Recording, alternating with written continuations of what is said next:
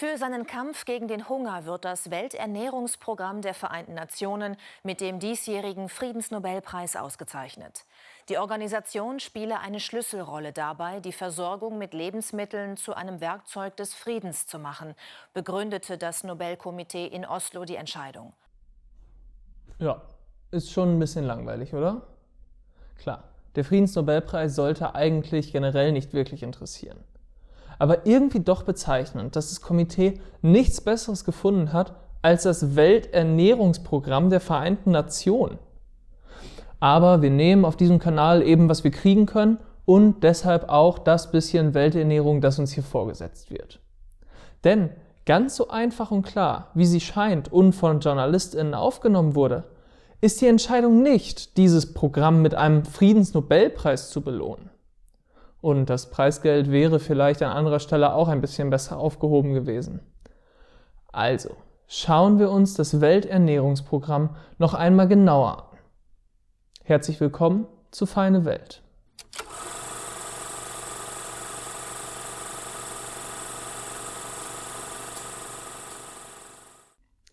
Das Welternährungsprogramm gibt es seit 1961 und ist Teil der Vereinten Nationen. Jedes Jahr verteilt das Programm Lebensmittel an etwa 90 Millionen Menschen weltweit. Insgesamt arbeiten dafür nur 14.500 Menschen, davon 90% in Entwicklungsländern selbst.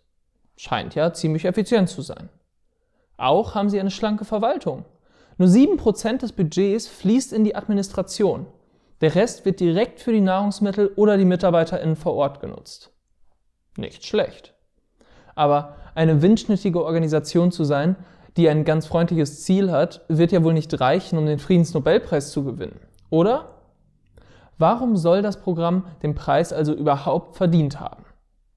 Naja, also die Einrichtungen der Vereinten Nationen sind immer sozusagen unter den Kandidaten. Da gehört das Welternährungsprogramm auf jeden Fall dazu. Aber ich glaube, es waren in der Tat in diesem Jahr mit Greta Thunberg möglicherweise auch andere prominentere Namen ganz oben auf der Liste. Aber ich glaube, dass es ein verdienter Preisträger ist in diesem Jahr, weil der Hunger in der Welt, das hat auch das Nobelkomitee heute noch mal deutlich gemacht, nach wie vor eines der ganz großen Menschheitsprobleme ist, obwohl es ja eigentlich genug zu essen auf unserer Erde gibt. Ach, es gibt eigentlich genug Essen. Und trotzdem hungern Leute? Dann werden sich ja wahrscheinlich für dieses Ernährungsprogramm einfach alle Staaten, die dafür verantwortlich sind, zusammengetan haben, um den Aufbau von einer möglichst eigenständigen Infrastruktur in den Ländern, in denen der Hunger am schlimmsten ist, zu finanzieren. Klar, dann ist der Preis ja verdient. Echt cool. Nur leider ist es mal wieder nicht ganz so. Das Welternährungsprogramm finanziert sich zuerst einmal nicht über einen verpflichtenden Beitrag aus den reichsten Ländern, sondern fast ausschließlich über freiwillige Spenden von Privatleuten, Staaten, Stiftungen und Unternehmen. Diese Abhängigkeit von Spenden macht das ganze Projekt nicht zu einem groß angelegten, international koordinierten Versuch, den Hunger effektiv zu bekämpfen, sondern zu einem Charity-Projekt.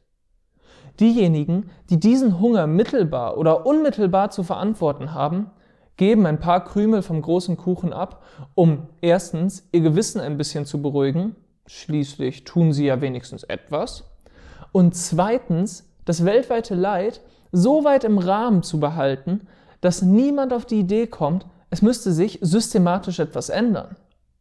Hier sehen wir das Problem mit diesem Preis. Denn er bestätigt, dass es reicht, das Allermindeste zu tun. Wir müssen uns immer fragen, was ist die Alternative hierzu? Die naive Antwort beim Welternährungsprogramm lautet, nichts zu tun. Sieht man das Ganze in diesem Licht, denkt man, ja super, wenigstens etwas. Aber ist das wirklich eine Alternative? Wie sähe eine Welt aus, in der der globale Norden nicht einmal so tut, als würde es sie interessieren, dass Hunderte Millionen von Menschen im globalen Süden verhungern?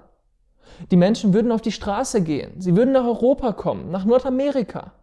Die weltweite Linke hätte leichtes Spiel, mehr Menschen von einem Systemwandel zu überzeugen. Sie könnte auf die Mächtigen zeigen und sagen, die Menschen verhungern und die, die etwas unternehmen könnten, tun nichts. Durch ein bisschen Welternährungsprogramm können Sie jedoch nun antworten, wie wir tun nichts. Wir geben doch schon alles, was wir können. Obwohl es eben nur ein bisschen Hilfe spielen ist. Die echte Alternative ist nicht, nichts zu tun, denn das wäre viel zu gefährlich. Die echte Alternative liegt in einem Wirtschaftssystem, das nicht von der Ausbeutung anderer Länder abhängig ist. In einem System, das den afrikanischen Ländern ihre Schulden erlässt, statt sie immer stärker von sich selbst abhängig zu machen. Also letzten Endes in einem System, das nicht vom Hunger in anderen Ländern profitiert, sondern tatsächlich daran interessiert ist, diesen zu beenden. Aber ein solches System würde den Friedensnobelpreis wahrscheinlich nicht bekommen.